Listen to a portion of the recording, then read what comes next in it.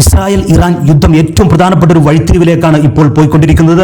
ഉത്തര Korean മേധാവി Kim Jong Un ഇറാന് സൈനികമായിട്ടുള്ള സഹായം നൽകാൻ ഞങ്ങൾ തയ്യാറാണ് എന്ന് പ്രഖ്യാപിച്ചിരിക്കുന്നു. അതോടൊപ്പം ചൈനയുടെ പിന്തുണ ഇറാന് ലഭിച്ചിരിക്കുന്നു, സൗദി അറേബ്യയുടെ പിന്തുണ ഇറാന് ലഭിച്ചിരിക്കുന്നു, അതോടൊപ്പം തന്നെ റഷ്യയുടെ പിന്തുണ ഇറാന് ലഭിച്ചിരിക്കുന്നു. ഇറാന് സ്വയം പ്രതിരോധത്തിനുള്ള അവകാശമുണ്ട് എന്നാണ് ഈ ആഗോള രാഷ്ട്രീയ ശക്തികൾ പറയുന്നത്. ഏറ്റവും പ്രധാനപ്പെട്ട ഒരു കാരണം അയത്തുള്ള അലി ഖോംനെയി പറഞ്ഞിരിക്കുന്നത് ഇസ്രായേൽ ഏറ്റവും വലിയൊരു മിസ്റ്റേക്കാണ് ചെയ്തത്, വേദനാജനകവും ഒരിക്കലും മറക്കാനാകാതെ തിരിച്ചടി നൽകും എന്ന് പറഞ്ഞ് മണിക്കൂറുകൾക്കുള്ളിൽ തന്നെ തെൽ അവീവിലേക്ക് ആയിരക്കണക്കിന് മിസൈലുകളാണ് ചെന്ന് പതിച്ചത്. ആ മിസൈലുകൾ പതിച്ച് കനത്ത നാശനഷ്ടമാണ് ഇസ്രായേലിന്റെ തലസ്ഥാന നഗരമായ തെൽ അവീവിൽ റിപ്പോർട്ട് ചെയ്യപ്പെട്ടിരിക്കുന്നത്. അതോടൊപ്പം തന്നെ യമനിലെ ഹൂത്തികളും തെൽ അവീവ് ലക്ഷ്യമാക്കി മിസൈൽ ആക്രമണം നടത്തുന്നുണ്ട്. ഇറാന്റെ ഏറ്റവും പുതിയ ബാലിസ്റ്റിക് മിസൈലുകളും ഫത്ത ഹൈപ്പർസോണിക് മിസൈലുകളും ഉപയോഗിച്ചുകൊണ്ടുള്ള ആക്രമണങ്ങൾ തെൽ അവീവിൽ ഇസ്രായേൽ ഇതുവരെ കാണാത്ത നാശനഷ്ടങ്ങളാണ്, ഇസ്രായേൽ പ്രതീക്ഷിക്കാത്ത തിരിച്ചടിയാണ് ഉണ്ടായിരിക്കുന്നത്.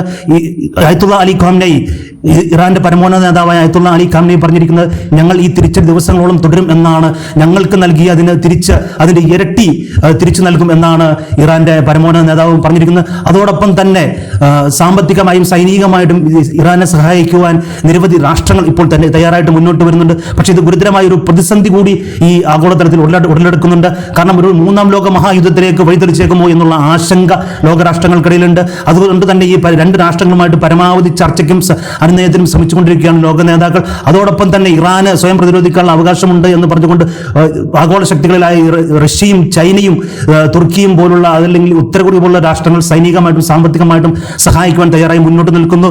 പക്ഷേ ഇത്രയൊരു പ്രതീക്ഷിക്കാത്ത ഒരു തിരിച്ചടിയാണ് ഇസ്രായേലിന് ഇറാന്റെ ഭാഗത്തു നിന്നുണ്ടായിരിക്കുന്ന 3 ഫൈറ്റർ ജെറ്റുകളാണ് ഇറാൻ വെടിവെച്ചിട്ടിരിക്കുന്നത്. അതോടൊപ്പം തന്നെ നെതന്യാഹു രാജ്യം വിട്ടതായിട്ട് സ്ഥിരീകരിക്കാത്ത റിപ്പോർട്ടുകളുണ്ട്. എന്നിരുന്നാൽ തന്നെയും ഒരിക്കലും ഇസ്രായേൽ പ്രതീക്ഷിക്കാത്ത ഒരു തിരിച്ചടി തന്നെയാണ് ഇറാൻ നൽകിക്കൊണ്ടിരിക്കുന്നത്. വരും ദിവസങ്ങളിൽ ഇത് കൂടുതൽ രൂക്ഷമാകുവാനാണ് സാധ്യത.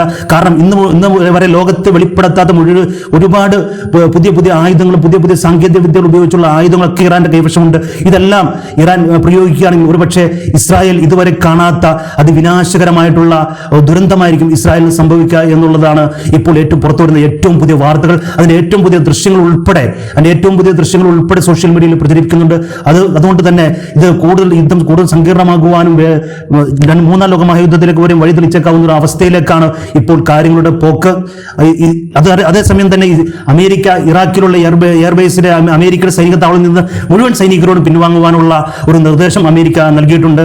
തീർച്ചയായിട്ടും അമേരിക്കയുടെ ഇറാഖിലെ സൈനിക ബേസ് അല്ലെങ്കിൽ പശ്ചിമേഷ്യയിലെ സൈനിക ബേസുകൾ ലക്ഷ്യം വെക്കാനുള്ള സാധ്യതയുണ്ട്. അത് മുന്നിൽ കണ്ടുകൊണ്ടാണ് അമേരിക്ക ഈ ഒരു നിർദ്ദേശം മുന്നോട്ട് വച്ചിരിക്കുന്നത്. അതുകൊണ്ട് തന്നെ ഇറാൻ എന്താണ് ചെയ്യാൻ പോകുന്നതെന്ന് മുൻകൂട്ടി ആർക്കും ഒരു പ്രവചനാധീനമായി തുടരുമ്പോൾ ഇത് വളരെ അതിസങ്കീർണമായിട്ടുള്ള ഒരു ഘട്ടത്തിലേക്കാണ് ഇസ്രായേൽ ഇറാൻ യുദ്ധം നീങ്ങുന്നത്.